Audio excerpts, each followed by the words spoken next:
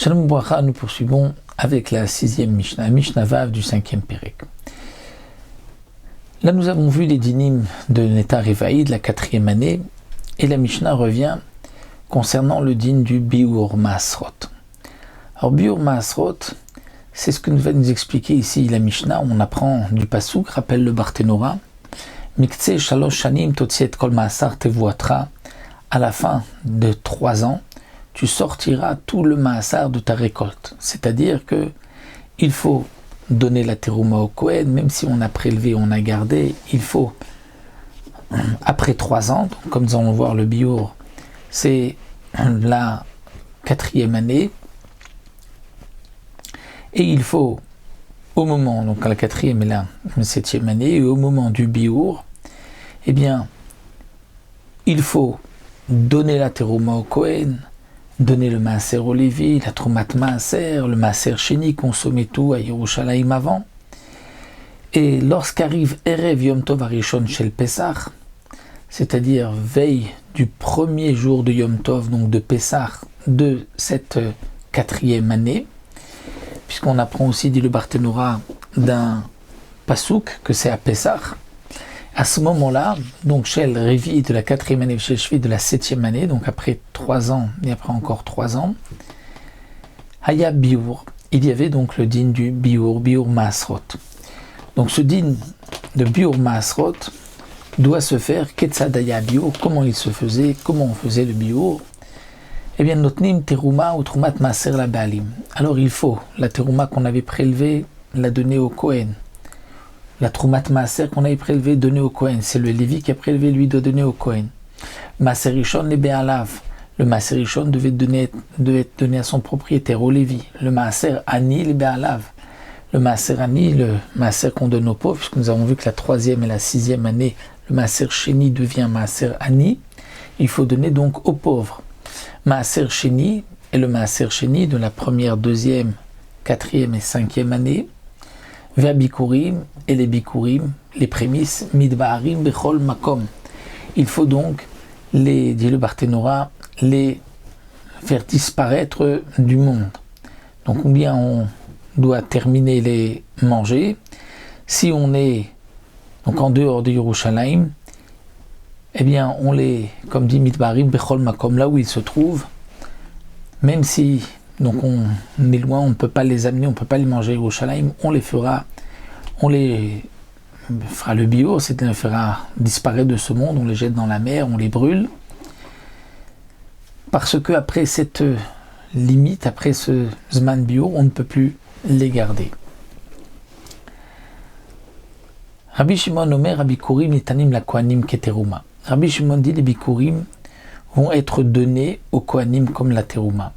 C'est-à-dire que pour Rabbi Shimon, dit le Barthénora, les Bikurim n'est pas nécessaire de les faire disparaître de ce monde, c'est comme la Teruma, il faut donner aux Kohanim la Teruma. Atafshil, donc comme la Teruma, donner les Bikurim. Atafshil, c'est-à-dire lorsque nous avons un plat où à l'intérieur il y a donc, du maaser sheni qui est mélangé. Bet Shammai Yomrim Tzech Levaer. Bet Shammai nous disent il faut faire le biur. Étant donné qu'il y a du maaser sheni à l'intérieur, il faut faire le biur. Au Bet Hillel Omrim Maru Kemevoa. Bet Hillel dit non, c'est aussi une sorte de biur. Il est déjà mevoar étant donné qu'on ne le voit pas. Même si il y a donc même s'il y a un goût dans le maaser sheni, dans ce plat mélangé, malgré tout, il n'est pas interdit. Il n'est pas obligé aussi de le faire disparaître de ce monde, tandis que la Torah n'a pas interdit de consommer le maaser sheni. La Torah a dit juste qu'il faut faire le biur. Et lorsqu'il n'est pas devant nous, il est dans le plat, on ne le voit pas. Dans ce cas-là, il n'y a pas donc de din de biur pour Bet Hillel. Il est considéré comme mevoar. On remarquera aussi que le Barthénora nous explique que cette dernière marloquette, c'est pas seulement concernant le maaser sheni, mais aussi concernant le biur de la 7e année des fruits de la Shemitah. Et donc, là aussi, il y a donc un din de biur lorsqu'on ne trouve plus les mêmes fruits dans les champs, comme nous l'avons vu dans Masechet Shvit, il y a un din de biour, et donc, d'après le Barthénora, ce din s'appliquera aussi pour cette marloquette de Beth Shammai et de Beth Hillel.